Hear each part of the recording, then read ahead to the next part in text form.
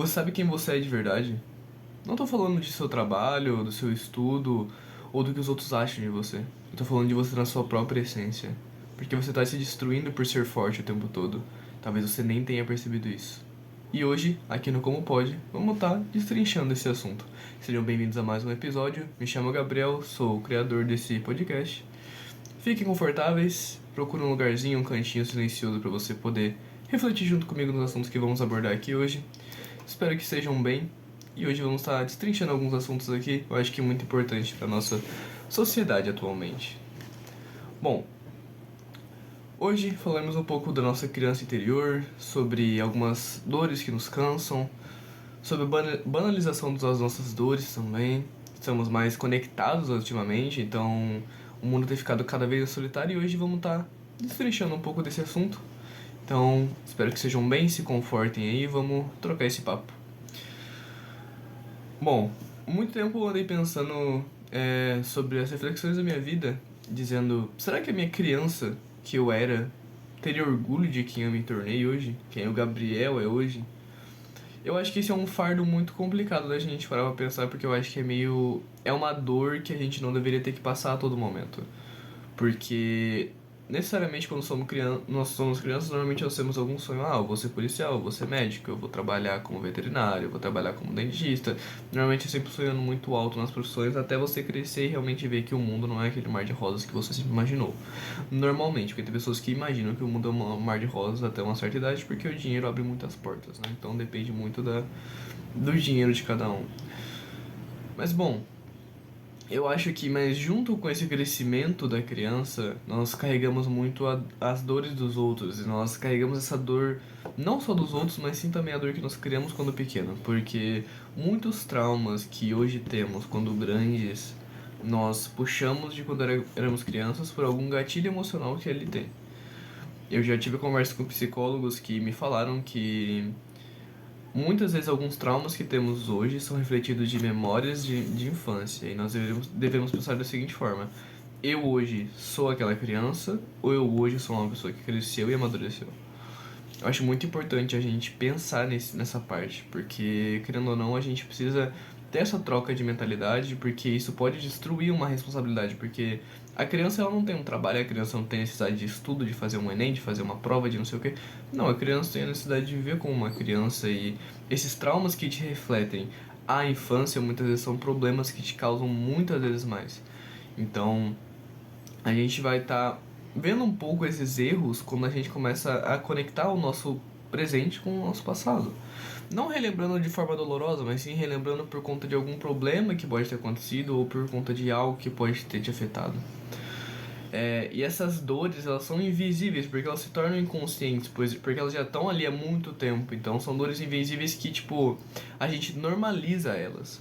Essas dores invisíveis, elas vêm às vezes de uma briga quando era criança, às vezes de uma atitude que seu pai ou sua mãe teve, às vezes por algo que esgotou a criança e quando cresceu aquilo lá se tornou algo abominável para a pessoa que já é um adulto. Então são coisas do tipo. Você precisa mesmo ser produtivo o tempo todo quando você se trata da parte de ser a criança que amadureceu, mesmo com problemas. Essa produtividade o tempo todo, a gente até chegou a conversar, eu acho que há dois podcasts passados, acho que no segundo episódio, não lembro agora. Mas sobre a questão de querer ser produtivo o tempo todo, de estar nessa correria, nesse anseio e às vezes até você quando você quer ter essa produção, quando você quer ter essa vontade de fazer tudo o tempo todo, você não consegue por conta que às vezes tem alguma coisa que te prende no passado, que muitas vezes faz você desistir de muitos planos, né? E eu acho que essa parte de sofrer por isso tem muita romantização hoje em dia. Eu acho que ser forte demais, como no início do vídeo eu tava falando, ser forte demais pode estar te destruindo.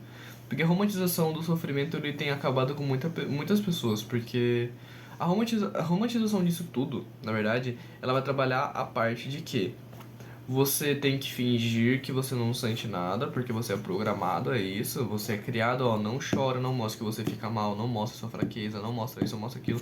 Isso afeta até o seu relacionamento, isso afeta várias coisas no teu âmbito social até. Por quê? Existem muitos relacionamentos hoje que se acabam por conta de pessoas que não sabem conversar. eu não sou nenhum guru de relacionamento pra estar falando, eu sou um coach de relacionamento, você tem que fazer de tal forma. Mas assim, eu, como já vi muito relacionamento se iniciar e se acabar e saber dos motivos deles, 90% dos relacionamentos acabaram porque não havia comunicação.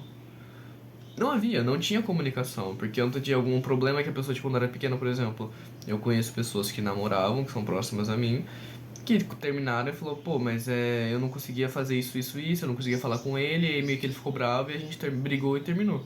Aí eu falei, mano, mas tem a ver com alguma coisa de agora ou alguma coisa antes? E aí a pessoa veio explicando, pô, quando eu era pequena é porque minha mãe, ela, quando eu falava, ela desmerecia meu problema, ela diminuía meu problema, eu tenho uma mãe narcisista, é sempre alguma coisa relacionada a isso. Então, às vezes esses traumas, além de prejudicar o seu trabalho ou às vezes um projeto que tem que ter andamento, que tem que ter movimento, atrapalha até um relacionamento que muitas vezes pode ser por uma coisa muito besta se você terminar. Uma simples conversa, eu acho que todo mundo conversa, então é muito mais fácil você se abrir a si mesmo para procurar aquele problema e saber resolver para que evite outros problemas, né? E como eu tava falando um pouco das dores que nós carregamos de outras pessoas, ou até as nossas próprias dores, a empatia, o limite, o autocuidado e a parte de reflexão central de tudo isso é muito complicado porque nós somos criados a parte de que não podemos ficar demonstrando nosso sentimento, e isso não é uma regra de criação, mas eu conheço muita gente, eu sei que muita gente é criada assim, de pô, não mostra sentimento, mas se alguém precisar, vai lá e ajuda, entende? Por quê? O complicado é você ser sempre o suporte emocional dos outros, porque o suporte que você dá, muitas vezes você pega aquela energia da pessoa. Então vamos supor que ele tem um problema no trabalho ou foi demitido, alguma coisa assim. A pessoa vai chegar mal, a pessoa vai chegar talvez chorando, vai chegar triste por problemas e vai descarregar aquilo lá em você. Então você vai pegar aquele peso, você vai engolir e vai ficar pra você. E o problema é que você acaba nunca fazendo isso. Então você nunca solta pra alguém. Você fica guardando o que é seu e você guarda o que é dos outros. Aí uma hora você estoura e para num psicólogo, num psiquiatra, num hospital. Então tem que tomar calmante, coisa do tipo, por conta que você não busca uma ajuda, você não busca conversar. Muitas pessoas podem não ter com quem conversar também. É uma opção ali realmente muito válida, porque não é todo mundo que tem fácil acesso a alguma pessoa de confiança para que possa conversar, ou um psicólogo, né? Até afinal de contas, o SUS ele demora 5 anos para arrumar um psicólogo. Eu, quando fui. Agora eu não procuro mais, né? Mas quando eu ia atrás de psicólogo no SUS, eu fiquei, eu acho que 3 anos na fila, se não me engano, e nada, tá ligado? Nada. E ainda tinha umas 20 pessoas na minha frente ainda. Então não tinha muito o que fazer, né? Mas eu acho que existe uma linha muito tênue entre a empatia e a autossabotagem, né? Porque se você tá bem resolvido consigo mesmo e alguém chega pra falar com você, você consegue dar conselhos muito bons. O problema é, você ser uma pessoa empática, você vai lá, você ajuda, você tá sempre à disposição e você é uma boa pessoa e não sei o que, e você chega e conversa. O problema é que se você não tiver bem, a autossabotagem começa ali. Por quê? Às vezes você já tá com alguma insegurança ou algum problema na cabeça, essa pessoa chega e fala dos problemas dela que é remetido a algo que você sente dentro de si. O problema disso é que você começa a colocar o problema da pessoa e se espelhando no seu. E se aquele problema que for igual ao seu, só que estiver num estado pior, você vai colocar isso como algo à frente. E aí começa a ansiedade, aí começa os problemas que você vai criando na sua própria cabeça sobre esse tanto de coisa. E aí começa uma autossabotagem que você não consegue achar uma rua pra você sair. É uma rua literalmente sem saída. Então acho que é muito importante estabelecer alguns limites saudáveis para você continuar presente sem se apagar da sociedade, sem se apagar socialmente das pessoas e sentimentalmente também. Por conta que esses limites têm que partir do momento que você tem que ser uma pessoa boa, afinal de contas eu não acredito que nós temos que fazer a maldade para alguém, mas nós devemos fazer o bem. Porém, nós temos que lembrar de nos amar, nós temos que lembrar de, antes de cuidar do psicológico de alguém, cuidar do nosso psicológico, porque afinal de contas, se a gente não estiver bem consigo mesmo, como é que eu vou conseguir chegar numa pessoa que tá mal e falar sobre coisas da vida, sendo que eu também não estou bem, entendeu? Não passam de palavras que são, tipo, profundas, que não têm um sentimento de vivência própria, por conta que você às vezes pode não seguir muitas vezes o que você fala. Porque eu acho que esse é o problema, é muito mais fácil você aconselhar alguém do que você falar pra si mesmo o que deve ser feito. Porque pra pessoa você não tem medo de falar a verdade sobre aquilo que ela deve fazer, sobre aquilo que aconteceu. Mas o problema é quando acontece com você, você quer fazer aquilo que tua mente quer pra ficar confortável. Porque na pessoa que veio pra você, você não tem que ficar confortável com o que ela vai fazer. Afinal de contas, não é você que vai fazer, é a pessoa. Entende? Então, a gente deve falar um pouco sobre a culpa disso tudo. E muitas vezes as pessoas vêm se comunicar e a gente não tem a culpa de dizer não, sabe? Esse vício em ser forte pra todo mundo, de falar, não, eu tô bem, vou te ajudar e não sei o que, acaba sendo uma coisa muito prejudicial pra nossa saúde mental, pra nossa saúde física. Isso afeta tudo nos nossos âmbitos da vida, assim, por conta que não é saudável pro ser humano ficar sendo forte o tempo todo, sendo que você não é forte o tempo todo, entendeu? Você pode ser forte, por exemplo. Eu tenho um grande bloqueio de não conseguir chorar, de não conseguir expressar muito bem o que eu sinto quando se trata de traumas passados. Só que, tipo assim, eu demonstro minha força o tempo todo porque eu não consigo chorar, eu não fico mal na frente das pessoas. Só que, tipo assim, eu assumo que eu sou uma pessoa que eu tenho bloqueios. Não que eu sou forte, um bloqueio não te torna forte. Um bloqueio te torna fraco. E eu aprecio quem consegue chorar. Porque quem consegue chorar consegue demonstrar o que sente, consegue falar o que sente.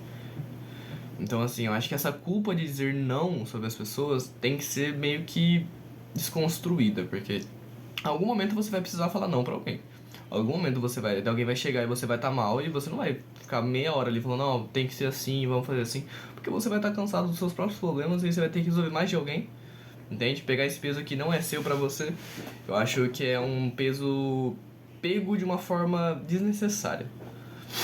E ultimamente a gente tá normalizando muito a parte das dores invisíveis, sabe?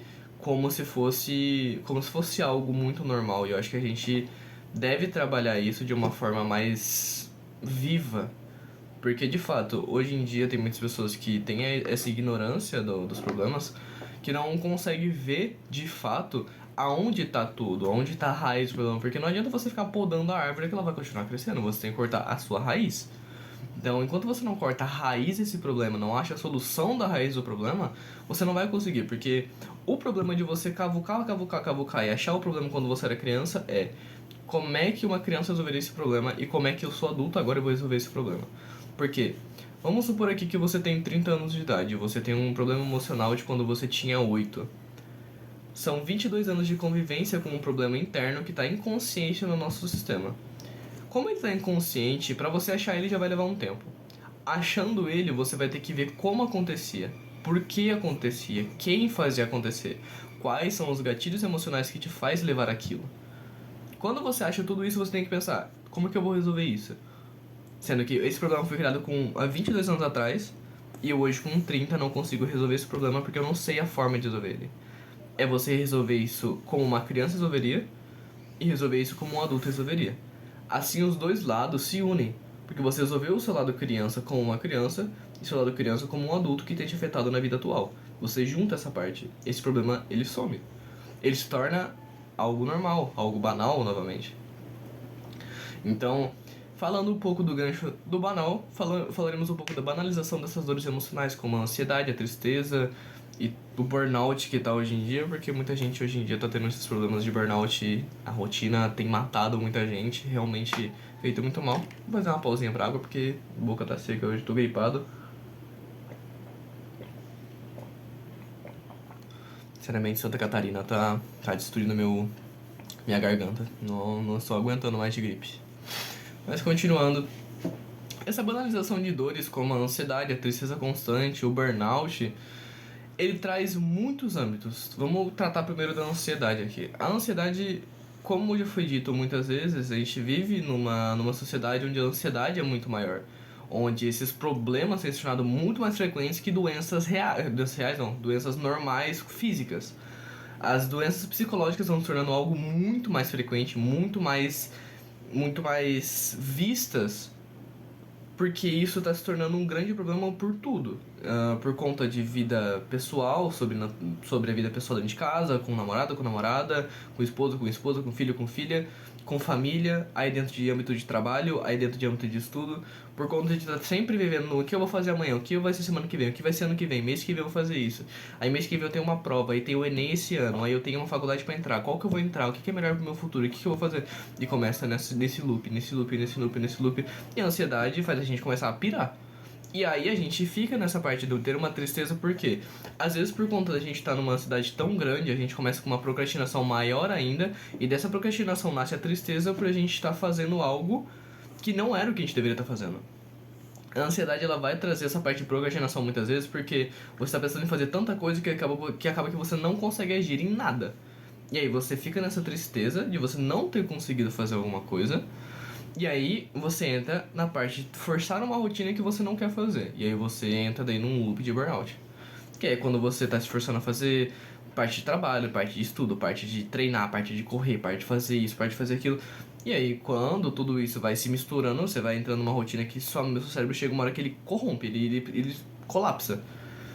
E aí essas dores emocionais hoje em dia, elas algumas vezes, muitas vezes na verdade, é vista muito banalizado, como a ansiedade seja só. Claro que hoje em dia tem muita gente que usa a palavra ansiedade como se fosse um problema, tipo, ah não, eu fui na rua e peguei ansiedade de alguém, sabe? Como se fosse uma doença que tipo, ah não, simples. Só que a ansiedade, de verdade, é uma coisa preocupante pro ser humano, porque isso realmente afeta a vida de uma pessoa, sabe? O burnout não é um probleminha que você sai na rua e você pega. O burnout é uma crise do cérebro, uma crise da psique humana por conta de uma rotina desgastante, de uma coisa desgastante que vai corrompendo a pessoa e a pessoa chega uma hora que ela explode, entende? Então, isso tudo é visto muito como uma brincadeira ou como algo que, tipo assim, ah, estou me vitimizando. Alguns casos realmente são, porque tem pessoas que forçam isso pra aparecer, pra parecer que é tipo, nossa, olha como eu sofro, sabe? Isso realmente acontece na internet, isso é visível que acontece. Mas devemos levar em consideração os casos sérios como algo preocupante, porque de fato é algo que complica a vivência humana em todas as áreas da ansiedade, seja no trabalho, seja na convivência com família, afeta em tudo. Então, tipo, as frases como, ah, é só uma fase, ou ah, vai passar, esconde totalmente esses problemas reais. A ansiedade, a depressão, esse tipo de problemas, não é algo que é uma fase e vai passar. Consequentemente passa, mas entende o peso dessa frase? É só uma fase e vai passar? É como se é dito, ah, é só uma gripe. Daqui 3 dias ele toma um remedinho, aí ele já tá mais tranquilo e volta a fazer as coisas dele. Porque não é assim, porque tem o pós e tem o meio. Enquanto você está no presente sofrendo por esses problemas, você tem uma preocupação, que é sair. Quando você sai, sua preocupação é voltar a uma rotina onde você consegue conviver e uma rotina onde você não quer voltar naquele buraco que você se enfiou. Porque querendo ou não, você acha conforto naquela pilha de merda que você tá. Mas você acha algum conforto. E aí os problemas reais são escondidos em cima disso, do ah, vai passar, é só uma fase. Porque não é uma fase. Né? Tem que ser visto como uma doença, tem que ser visto como algo que pode ser a longo prazo. Tem pessoas que ficam anos com depressão por conta de algum problema, por falta de procurar ajuda ou por falta de ter alguém que a ajude. Então, tem muitas coisas que envolvem isso e que fazem o ser humano adoecer. Eu acho que o se calar e sorrir, que é o que muitas vezes acontece, que é o sorrir e acene, rapazes, gera essa parte de eu tô mal, mas eu vou sair ali e eu vou sorrir porque as pessoas não podem saber que eu tô mal. Mas ao mesmo tempo, no cérebro da pessoa, a pessoa tá aqui pensando, pô, mas eu queria tanto que alguém percebesse que eu tô mal e viesse conversar comigo pra ver o que tá acontecendo. Entende? Porque não é que você não queira ajuda, é que você muitas vezes tem medo de pedir ajuda. Você tem medo de necessitar de ajuda de alguém. Porque na verdade, não sei como é a criação de mulher quanto a isso, porque eu não tenho convivência com mulher dentro de família, tipo, pelo menos não de criação, da minha idade, né? Sempre fui com homem. De primo e só. Porque irmão não tenho, né? Mas na parte do homem a gente é muito criado a não solicitar ajuda. A guardar pra nós, chegar no quarto e a gente descarrega o que a gente tem pra descarregar e deita e dorme. Entende? Ou às vezes nem isso, é só não sente, ignora que passa, sabe? Então assim, eu não sei exatamente como é, mas nós homens, pra gente é muito algo normal, porque nós estamos acostumados a não revelar o que estamos sentindo, entrar dentro do quarto, ficar ali e boa. Daí amanhã, outro dia, eu ignoro o que eu senti. Só que o problema disso é que cria uma bola de neve, né? Começa a escalar isso aí, porque daí você começa, se tem algum problema que te desabala, você vai começar a ver outro problema. Aí você vai começar a lembrar daquilo que você guardou. E aí vai crescendo, vai aumentando a bola de neve até o momento que daí você não tem pra onde correr. E aí tem os surtos, né? Que daí são as crises de pânico, crises de raiva, crises de ansiedade. Eu por muito tempo sofri com essa parte. Isso afetou já meu relacionamento por conta de eu não conseguir, às vezes, conseguir me abrir não conseguir falar o que eu sinto. E necessariamente isso é algo muito importante, porque eu sou muito bem resolvido emocionalmente quando se trata de tudo que eu passei na minha vida dos traumas de pequeno. Porque isso foi uma coisa que afetou muito minha vida durante muitos anos, mas hoje em dia eu sou muito bem resolvido com isso. Porém, eu tenho alguns problemas que foram criados por causa de outras pessoas na minha vida, que hoje em dia afeta meu relacionamento ou afeta alguma área da minha vida que me atrapalha.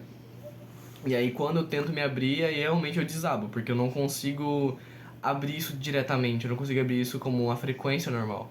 Então, pra nós homens, muitas vezes isso pode prejudicar um pouco. Pra mulher, eu acredito que seja algo um pouco mais.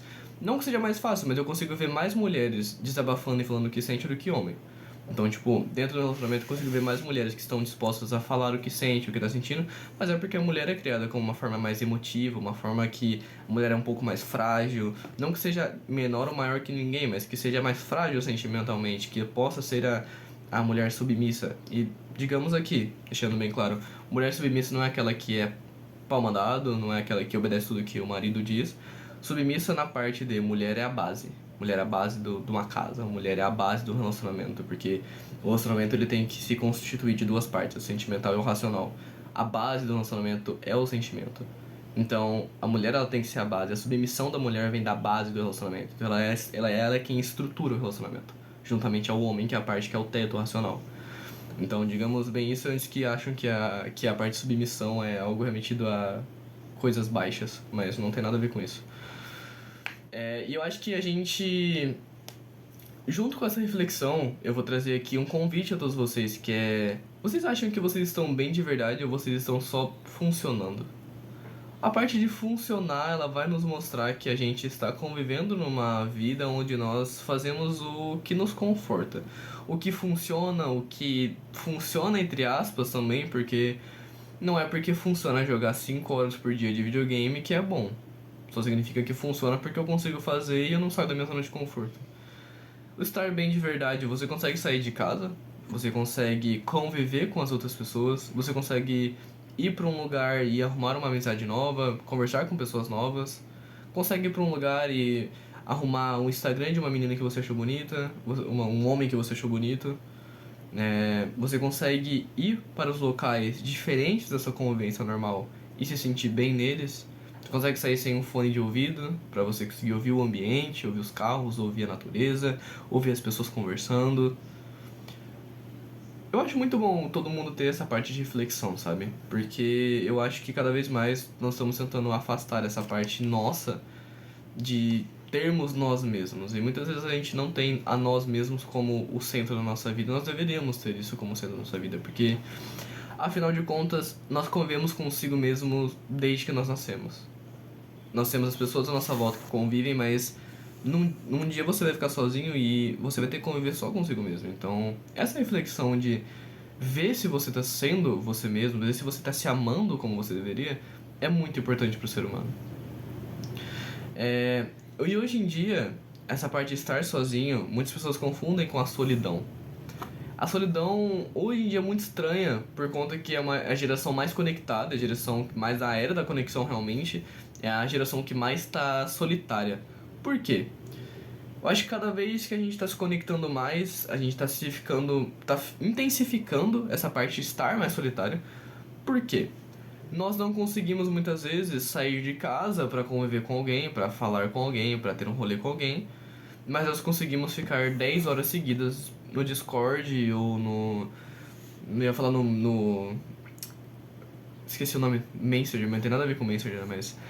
Nós conseguimos muitas vezes ficar muitas horas no Discord, conseguimos ficar muitas vezes no WhatsApp, conseguimos ficar no TikTok, no Instagram, muito tempo, e não conseguimos sair de verdade e se conectar com alguma pessoa. E aí a gente tá cada vez ficando mais solitário porque a gente pede um iFood no mercado. Ah, não quero cozinhar, não vou no restaurante, vou pedir um iFood. Pô, não tô afim de ir no mercado, na padaria, vou pedir um pão pelo iFood também. Poxa, eu vou comprar um negocinho, comprar uma roupa, mas vou comprar pela Shein que chega daqui a um mês, não preciso pra agora. Preciso comprar mais rápido, vou comprar pelo Mercado Livre que chega um pouquinho mais rápido. Ou, não, vai demorar um pouco mais pra chegar, então vou comprar por uma loja que eu já comprei uma vez, que eu sei que chega rapidinho quando paga um fretezinho a mais. Não tem mais essa vivência. Muitas pessoas hoje em dia saem de casa em situações que são extremas. Alguém morreu, ou, pô, uma vez no mês e olha lá, sai pra almoçar na casa de alguém que convidou várias vezes e não foi outras vezes.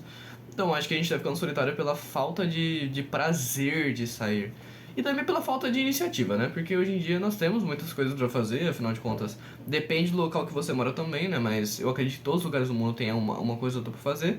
A não ser que seja aquelas cidades que tenham 300 pessoas na cidade, tá ligado? Então, tipo, aí realmente é um pouco mais complicado. Só que ainda assim, não convivemos lá fora. Convivemos apenas dentro de casa, com as coisas que nós temos acesso dentro de casa, que hoje em dia o acesso dentro de casa é quase infinito. É, e a solidão de quem é cercado por gente hoje em dia, mas é porque não se sente visto. Hoje em dia nós queremos aparecer, nós queremos nos mostrar, nós queremos mostrar, nossa, mas eu sou uma pessoa mais alegre, eu sou uma pessoa feliz, eu sou uma pessoa que tá esbanjando as coisas, que tá mostrando a minha vida e... Porque nós queremos aparecer, nós queremos cada vez mais estar vistos como alguém no pódio, vistos como alguém muito importante, eu sou isso, eu faço aquilo, eu sou uma pessoa importante, eu falo sobre esse tipo de coisa, eu faço um podcast, eu quero que todo mundo veja e... É coisas do tipo, sabe? Porque nós queremos cada vez mais aparecer, nós queremos cada vez mais sermos vistos, não só porque, estamos conectados hoje em dia, temos Instagram e pessoas famosas, então eu quero ser igual a elas. Não só por isso, o ser humano sempre quis ser muito visto. Isso desde as épocas muito antigas, desde reis, desde pessoas que tentaram conquistar impérios, desde pessoas que viraram lendas. São pessoas que queriam aparecer. Porém, a forma que nós hoje em dia estamos aparecendo não é por mérito de conquista, de inteligência, de luta, de garra, não. É por conta de, eu fiz um vídeo de uma dança que viralizou, as pessoas deram risada, começaram a me seguir, e agora eu vou ter que fazer todo dia vídeo de eu dançando mesmo sem querer, mas eu vou ganhar um reconhecimento. Entende? E começa a partir disso.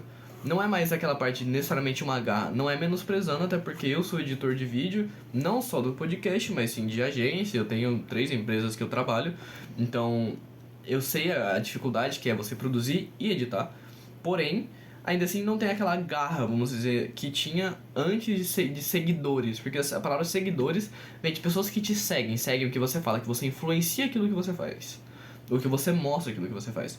Antigamente, seguidores, quem tinha seguidores? Reis, profetas, escritores, pessoas desse tipo, filósofos, tinham seguidores, que eles seguiam aquilo que o rei, que o filósofo, que o profeta passava para eles.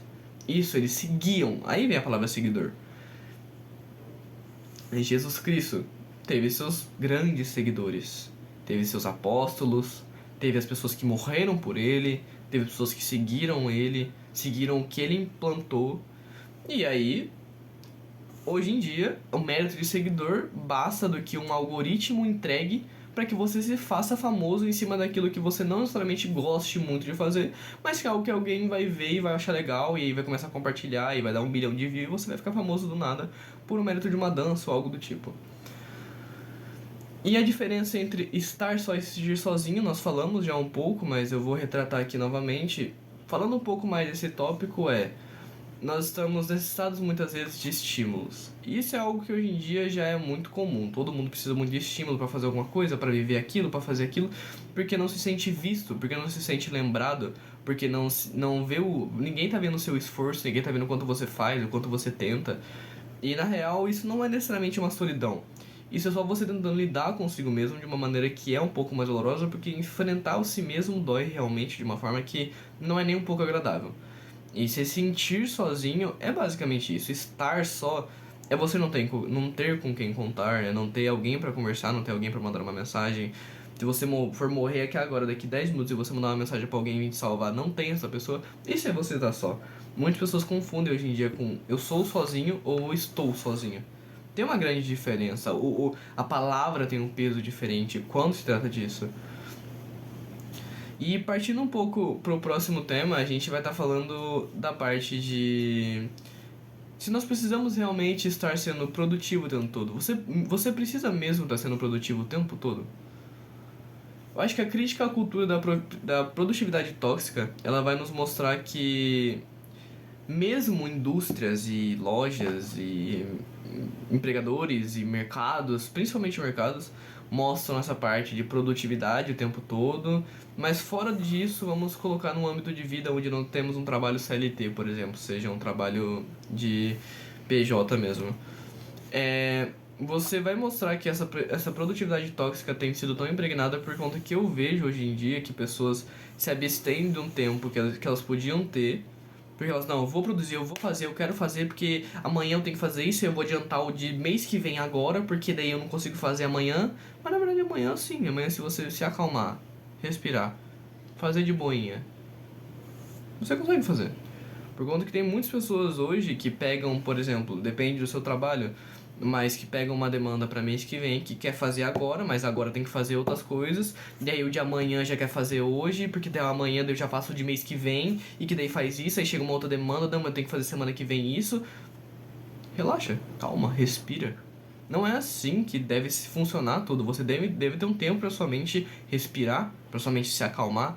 Porque não adianta você ter uma rotina na qual você faz 50 mil coisas por dia, sendo que você não tem um tempo para você respirar.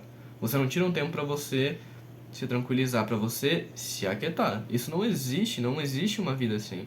Isso é nada mais nada menos que um futuro burnout, entende?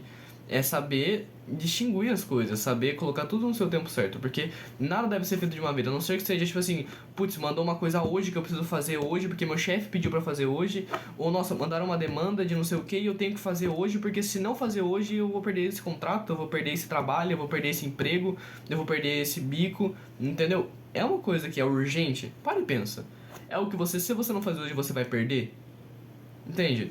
Por conta que uma coisa que você tem que fazer daqui a um mês não é algo que você deve se preocupar agora.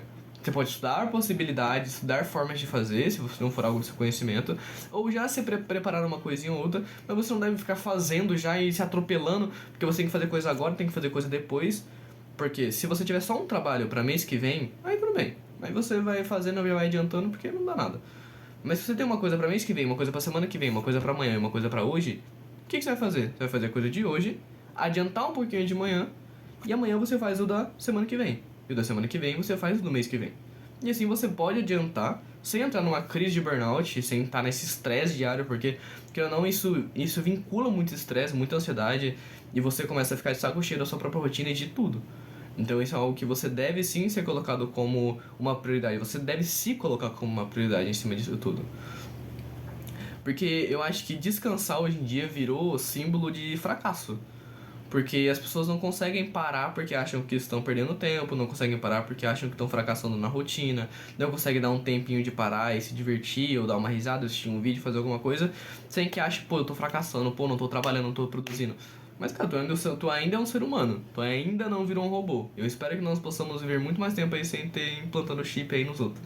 Mas você não virou um robô ainda, você ainda é um ser humano que precisa de um tempo pra sua cabeça não explodir, sabe? Porque não adianta nada você fazer muita coisa durante meses para daqui 2 anos você tá numa clínica psiquiátrica porque você tem que tomar remédio e aí você tem que ficar indo lá pra consultar e aí você entrou numa crise de burnout, você tem crise de ansiedade constante. Não adianta. Não adianta você trabalhar muito e daqui 2 anos você não desfrutar disso porque você tem que gastar só com remédio de psicólogo e psiquiatra que comanda pra você. Entende? Porque assim, tem uma frase muito famosa que eu acho muito legal que é: você trabalha pra viver ou você vive pra trabalhar? Isso é muito bom da gente colocar como em pauta aqui. Porque você trabalha pra viver, você trabalha pra você conviver, tipo, saindo, dando um rolê, almoçar fora, comprar as coisinhas pra sua casa, pagar um aluguel. Isso é trabalhar pra você viver. E isso também abrange quando você quer se esforçar um pouco mais para ter uma vida mais confortável, de pô, poder sair sem se preocupar com dinheiro, poder viajar todo ano, ter uma vida mais confortável de fato. Isso é trabalhar para viver, trabalhar para ter uma vida boa. Mas viver para trabalhar é você literalmente desgastar o seu dia inteiro, da manhã à noite, sem parar, e aí você não vive, você trabalha. Qual que é o intuito disso? Você realmente acha que você tá ganhando alguma coisa com isso? Porque se você só trabalha e não vive, você tá literalmente trabalhando sem desfrutar daquilo que vai te proporcionar. Porque vamos supor aqui, você trabalhou um mês inteiro sem viver nada. Você trabalhou. Aí no mês que vem você vai ter que fazer isso de novo.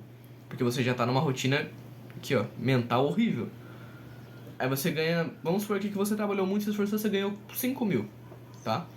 Você pode ter uma rotina que você pode sair pra almoçar, pra fazer alguma coisinha, mas não, você vai trabalhar.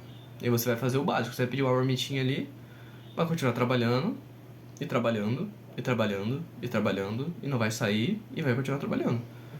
Isso, o trabalhar para viver, o viver para trabalhar, não deve se tornar, em momento algum, algo normal, porque isso se torna doentio na cabeça de uma pessoa. Isso realmente se torna doentio. Porque as pessoas. Tinha uma professora minha, na época do ensino médio, era de sociologia, se não me engano, que ela teve burnout justamente por isso, por ela não parar. Porque ela trabalhava, chegava em casa, comia, dormia, voltava, trabalhava, voltava, dormia. E ficou nisso. Ela falou que ela ficou, acho que 6 meses nisso. Um pouco mais, talvez. E aí ela ficou afastada 1 ano, porque ela entrou numa crise de burnout. Aí eu pergunto, vale a pena você se dedicar 6 meses sem viver, só trabalhando, e ter uma crise de burnout e você ter que ficar 1 ano fora? Entende? Para pra pensar nisso. Reflete um pouco sobre isso. Eu acredito que não vale a pena você se dedicar a ponto de não viver pra você ter que parar muito tempo depois. É a mesma coisa de você gastar a gasolina que você tem no carro porque você quer acelerar um monte, você quer chegar a 250 por hora, 300 por hora, e daqui 2 horas você vai parar, você não chegou nem na metade da viagem. Entende? Eu acho que não é algo que vale a pena. Porque quando a parada acontece, a parada é brusca. A parada não é pouco a pouco, é brusca. Você vai frear do nada. E isso pode acarretar em coisas que com consequências bem ruins. Afinal de contas, quando você engata um trem e você tá indo, quando você cai desse trem, ele vai continuar indo. E até você alcançar ele de novo, pegar o ritmo de novo, é algo que vai ser um processo bem chato. Eu passei por isso algumas vezes, uma vez na verdade, não foi necessariamente um burnout, mas eu parei antes de ter o burnout, quando eu percebi que eu tava tendo uma rotina horrível. Ano passado eu tava tendo uma rotina de trabalho, estudo e academia, e vivia com dieta, e cozinhava, e arrumava a casa, e fazia não sei o que. E aí começava a fazer um monte de coisa no meu dia. E aí, tipo assim, eu tava fazendo isso muito engessado, sabe? Tava fazendo dieta certinho, pesando certinho, indo treinar na hora certa, voltando na hora certa, fazendo cardio na hora certa. Eu tava trabalhando de tal horário a tal horário, tava estudando uma parte do dia, fazendo curso em outra, e aí eu fui fazendo isso, e repetindo o ciclo. E aí foram acho que 7 meses disso. E aí, quando eu vi que eu realmente não tava me sentindo bem, mas aí eu fui parar pra pensar, por que eu tô assim, sabe? Tipo, não tem motivo pra estar mal. E aí eu comecei a perceber que eu não tava mais fazendo nada que me agradava, eu não tava fazendo coisas que me deixavam bem mais. E aí eu comecei a ver muito problema na minha rotina, e foi quando eu dei uma ajustada. O problema foi que depois eu desandei muito. Só que hoje em dia eu consegui alinhar isso pra ter conforto e ter o desconforto. Então a gente trabalha nas duas áreas, o conforto do meu lazer diário e o desconforto da porrada de coisa que eu tenho que fazer, que é administrar uma empresa, administrar o podcast, trabalhar para uma agência. Então, são várias coisas ao mesmo tempo que a gente vai fazendo e vai adequando essa rotina para que não fique muito confortável e que não fique só o desconforto. E como último tema, temos a romantização do sofrimento em si. Que é a primeira parte quando eu perguntei se ser forte demais tá te destruindo. Na verdade, não foi nenhuma pergunta, eu acho que foi uma afirmação.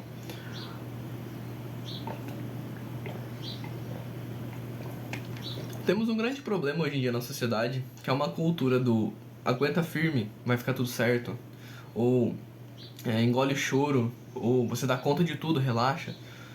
Mas não somos obrigados a dar conta de tudo aquilo que nós recebemos. Afinal de contas, nós recebemos muitas vezes cargas que não são nem nossas. Cargas que vêm da frustração de alguém, cargas que vêm do problema de alguém que joga em cima de nós. E não tô falando de desabafo, de alguém chegar e começar a falar, eu passei por isso. Não, é alguém que tá frustrado o suficiente consigo mesmo pra chegar em você, vomitar um monte de coisa em você e você ser obrigado a ter que aturar aquilo. Você não tem que aguentar tudo. Você não tem que suportar tudo. Eu acho que nós temos que ter um momento de fraqueza, porque é na nossa fraqueza que a gente reconhece a nossa força. Sempre é. Os momentos que nós passamos por dificuldade, nós nos permitimos assim, nos sentirmos mal, nós reconhecemos na nossa tristeza o quão forte nós somos. Mas como assim, quão forte nós somos? A nossa força, ela trabalha com a parte de que eu não estou aguentando tal situação. O quão forte eu vou ser para lidar com isso? Isso seja físico, isso seja mental. Mas vamos falar da parte mental aqui, não vamos falar da parte física porque eu não sou médico e não vou me arriscar. Mas a parte mental, o que eu digo é: muitas pessoas lidam com situações iguais de maneiras diferentes, e isso não é um problema. O problema é o resultado disso. Vamos lá. Dentro de um relacionamento, por exemplo, temos muitas crises às vezes, né? Porque às vezes uma pessoa é de um jeito, outra pessoa é de outro, e aí vocês conflitam nisso e vocês têm que resolver. Por quê? O amor, ele não é algo obrigado. O amor, ele é uma decisão. A partir do momento que você está se relacionando com alguém, você não vai necessariamente, não, eu sou obrigado a amar ela. Não, você não é obrigado a amar ninguém, você não é obrigado a ficar com ninguém. Amanhã você pode terminar se você quiser. Isso não é algo obrigatório, mas você tem que parar pra pensar o seguinte: quando eu conheci, eu me apaixonei. Eu escolhi namorar, eu escolhi estar. Eu estou amando. Esse amor é verdadeiro? Esse amor é realmente algo que está saindo de mim de uma forma porque eu amo, não porque ele fala que você tem que me amar. É porque eu amo. Vamos lidar com essa frase de uma forma diferente. Você está num relacionamento onde acontece uma briga. Cada um pode agir de uma forma. Vamos supor que o homem erra. O homem erra, a mulher pode ficar mal e pedir pra terminar. Mesma forma, ao contrário. A mulher pode ter feito algo errado, o homem vai pedir pra terminar. A forma de lidar com isso é muito diferente. Claro, que hoje em dia não, sempre existiu muitas opções e variáveis diferentes do motivo de término, né? Ninguém necessariamente precisa terminar pelo mesmo motivo. Porque às vezes se for uma traição, se for algo assim, aí depende da pessoa. Eu, por exemplo, não conseguiria perdoar uma traição, independente de qual seja, porque traição não é só eu ir lá e beijar outra pessoa ou ter algum relacionamento sexual com alguém. Traição pra mim é tudo aquilo que diz respeito ao meu parceiro, né? Tipo, existe traição física, existe traição sentimental. Depende muito do tipo da traição que você faz. Mas continuando, o amor não é uma escolha, é uma decisão. Porque a partir do momento que você está lidando com outra pessoa, você assume uma responsabilidade emotiva e sentimental com aquela pessoa. Você une um laço na qual vocês dois estão pendurados, cada um em um penhasco, e os dois estão numa corda. Ninguém pode pender mais para um lado e outro para o outro. Os dois têm que ficar junto, conectados na mesma sintonia para que nenhum dos dois caia. E quando acontece de um dos dois cair, o outro tem que estar preparado pra puxar. Isso acontece em relacionamentos. O homem, normalmente, na parte sentimental, ele cai menos do penhasco, né? A mulher, ela pode cair um pouco mais por conta da oscilação sentimental. Até porque a mulher tem a parte dos ciclos menstruais que pioram ali essa parte sentimental dela, mas ainda assim, ela tem essa parte mais emotiva. Mas na parte racional, muitas vezes o homem falha. Por conta de, às vezes, problemas e tá misturando um monte de coisa e, às vezes, criam-se problemas. E nós não somos obrigados a dar conta de tudo sozinhos. Não somos. Nós podemos sim sofrer no nosso quarto por algum motivo que nós não estamos bem.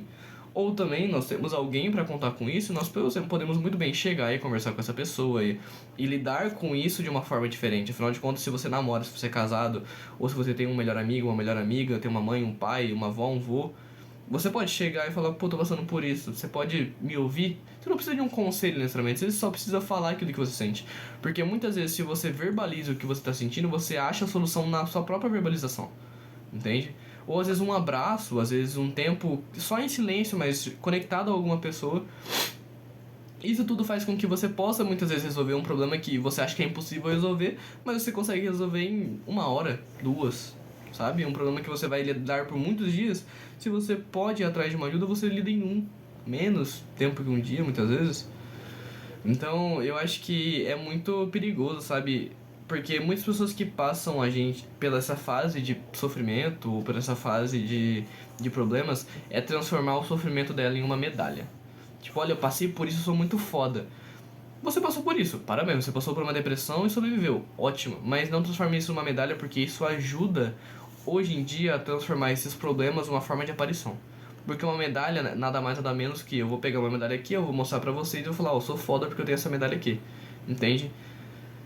Isso acaba sendo um problema, porque se você mostra um problema resolvido como uma puta de uma medalha, é como se a pessoa visse e falasse: tá, então eu vou passar pelo mesmo problema que ela e eu vou forçar esse problema a acontecer pra eu falar que eu passei, para as pessoas me reconhecerem como alguém. Porque eu quero aparecer, porque eu quero ser uma pessoa foda, porque eu quero ser uma pessoa que teve esse problema também e todo mundo reconhece. Esse é o problema de você transformar esse sofrimento em medalha, sabe? E hoje em dia, quantas vezes... É uma pergunta muito importante também pra reflexão, quantas vezes você fingiu força para não decepcionar alguma pessoa? Uma coisa que eu aprendi com o tempo é não me importar muito com a decepção alheia, né? Porque eu acredito que se eu me orgulho dos meus próprios passos e eu me sinto feliz com meus próprios passos, eu não devo me importar com a decepção de alguém. Por quê? tudo que envolve coisas legais, né? Não vamos falar de coisas ilegais aqui, que isso aí eu não vou entrar nesse âmbito porque eu não tenho mérito nenhum pra falar sobre. Porém, tudo que é legal, visto pela lei, que me te faz bem, que é bom, que você tá fazendo bem, não é algo que você tem que se importar com a decepção de alguém, porque você sabe no seu interior o que você tá fazendo pra si mesmo, o que você tá fazendo pra outra pessoa, ou o que você tá fazendo pra um animal, pra um lugar, pra uma instituição. Você não merece, você não deve se importar e não merece receber a decepção de alguém. Você não deve ser a decepção de alguém. Afinal de contas, você vive a tua própria vida e a partir do momento que você começa a conviver com outra pessoa, que é a tua mulher, a pessoa que você quer casar, a pessoa que você tá se conectando, você deve compartilhar a vida com ela. O que vem de fora não importa. Existe uma teoria que eu não sei se é uma teoria já verbalizada, já escrita, mas é uma teoria que eu fiz mentalmente, uma das minhas horas de pensamento, que é a teoria da casa. A casa ela é feita de uma base, de pilastras, paredes e um teto. E uma entrada. Uma casa precisa de 4 paredes e um teto para ser uma casa. Então assim, normalmente a casa eu coloco como o homem e a mulher. Nesse caso eu vou fazer 2 exemplos da casa, né? Vamos começar primeiro pelo solitário. Você é uma casa, você é uma estrutura. Lá fora tem furacão, tem ventania, tem chuva de granizo, tem vento forte, tem terremoto, tudo aquilo que pode destruir a sua casa. Só que, se você construiu aquela casa com firmeza e você firmou o que você quer naquela casa, como você vai fazer ela, o teu material, o que é feito essa casa, se você estruturou bem ela, nada é capaz de derrubar. Decepção não é capaz de derrubar essa casa, medo não é capaz de derrubar essa casa, opinião alheia não é capaz de derrubar essa casa, porque tá tudo aqui, ó. Tá tudo no seu cérebro, tá tudo na tua cabeça. De você saber construir a tua opinião, se formar com o que você quer e falar, eu vou fazer isso porque eu quero fazer isso da forma que eu quero fazer, porque eu sou dono da minha própria vida. Então você trabalha com isso, a partir desse momento você não se importa mais com a decepção alheia, com a opinião alheia. Porque isso de fato não importa. No final das contas, quem vai pagar as suas contas é você. No final das contas, quem vai viver numa casa e ter que estruturar uma casa e pagar uma casa é você. E quando você tiver uma família, vai ser você e sua mulher. E esse exemplo serve até para relacionamento. Dentro de um relacionamento, a casa é você e a sua mulher. A opinião de fora, a estrutura de fora, tudo que vem de fora para afetar um relacionamento não deve ser levado em consideração. Porque quem vive dentro da casa são vocês. Quem vê problema na casa tem que ser vocês, não outras pessoas. Isso não existe. É um sentimento que não deve ser levado em consideração. A decepção alheia não é merecimento de ninguém. Não é merecimento de ninguém a decepção alheia. Então foi uma coisa que eu aprendi com o tempo, é não me importar com isso. Porque eu acho que todas as coisas da minha vida que estão sendo bem estruturadas e que tá me fazendo bem, eu tenho uma certeza, eu tenho uma alegria e um orgulho de estar fazendo, por conta que é algo que tá me tornando uma pessoa melhor cada dia que passa. Então se alguém chega me falando que eu sou a decepção, que me decepcionou, que se decepcionou e que não sei o que, eu não me importo, porque afinal de contas tá me fazendo bem. E se tá me fazendo bem, é algo que eu tenho orgulho em poder continuar. E bom, eu acho que nós conseguimos destrinchar bem nosso assunto hoje. Foi um papo muito legal, foi um papo muito bom. Espero que vocês tenham gostado do vídeo. Foi um vídeo bem reflexivo. Espero que vocês possam ter refletido comigo. Se não refletiu, volta o vídeo aí, dá uma pensadinha, escreve no caderno, manda no nosso comentário para compartilhar comigo. É muito importante essa conexão para que eu possa entender como é o lado de vocês, qual que é a opinião de vocês, como funciona. Ter esse papo não como forma de discussão, mas sim como uma forma de reconhecer a opinião de cada um quando se trata desses âmbitos. Muito obrigado mais uma vez por escolher nosso podcast. Espero que tenham gostado do episódio. Muito obrigado pela audiência, muito obrigado pelos comentários. Ultimamente as views estão aumentando e cada vez mais eu fico contente de trazer conteúdo pra vocês e falar bastante coisa que eu penso normalmente no meu dia a dia. Muito obrigado pela visualização. Fiquem bem. Até um próximo episódio. Toda quarta-feira vai estar tendo episódio novo. Ao longo da semana temos shorts, temos cortes nos Reels, cortes no TikTok. Podem estar seguindo nosso Instagram aí, nosso TikTok. Fiquem à vontade para mandar mensagem, para nos seguir no Instagram e nas nossas redes sociais. E é isso, eu fico por aqui. Muito obrigado. Tchau.